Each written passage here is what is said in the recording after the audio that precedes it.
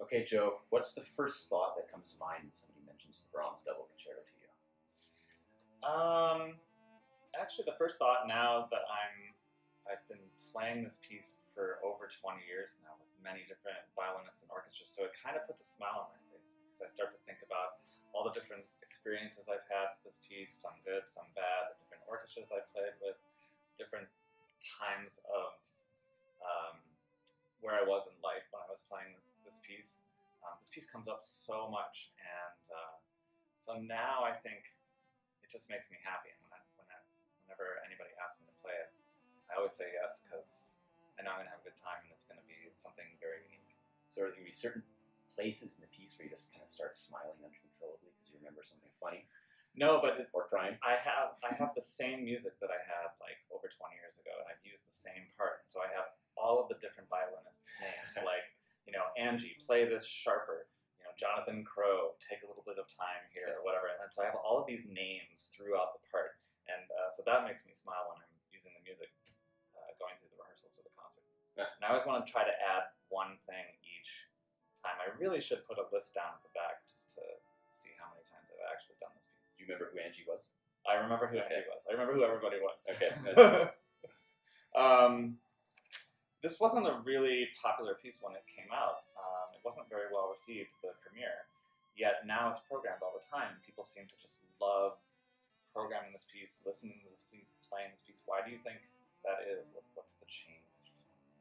It's a good question, and you know what? I still know people that really think, oh, this isn't a good piece. You know, I played it with cellists who were like firmly convinced, like, oh no, this is bad Brahms. This is not one of his best pieces. And I'm always shocked. I mean, especially for a cellist to say that. I'm like, the way he writes for cello is so amazing. You know, you get those two great sonatas, and the way he makes it sound in this piece, I like to just sit there and I'm like, oh, it's so great. You know, the opening cadenza is just amazing.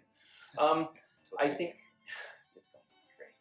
I think there's something amazing about seeing kind of the collaboration on stage, right? You know, because there's not that many concertos for more than one instrument.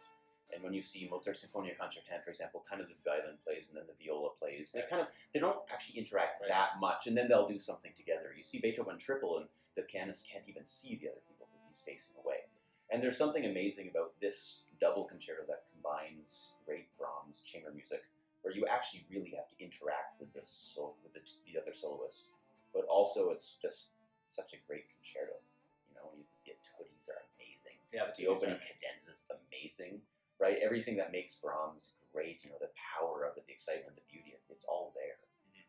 And we're constantly playing together, basically, after the first two cadenzas, which is one thing that I love about playing this piece. I kind of feel like I have a partner in crime during a concerto, because you know, a lot of times in concertos you feel very alone. So do you feel less stressed in this piece than, say, Dvorak concerto or Schumann? That's a good question, because it's funny, the opening of the piece is 4 bars, and then massive cello cadenza, which also is not the easiest thing to play. And it has stressed me out in the past, that you basically walk on stage when you're the most nervous and your heart's kind of racing and you don't really know the room, and then you get 4 measures and then cello! But after that, it gets to be really fun, because we're always playing together. And I mean, it's for me, it's kind of like a Brahms symphony with a really awesome violin and cello part on top of it. And like you said, the etudes are amazing. So I think once the cadenza is over, my stress level goes way down. And I start to have more fun. And mine goes up, especially if it's gone really well and there's a lot to live up to.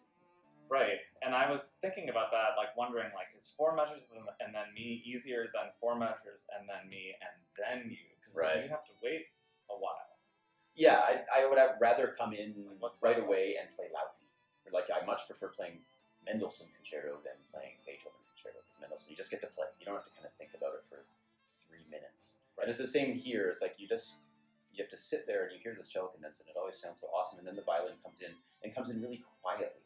So it's not the same thing where you can just kind of come in and wail on it and get your nerves out. It's like, it's going to be really careful here. But the nice thing is that it's only about 6 measures. Yeah, no, it doesn't by go on yourself, nearly right? as long. So that's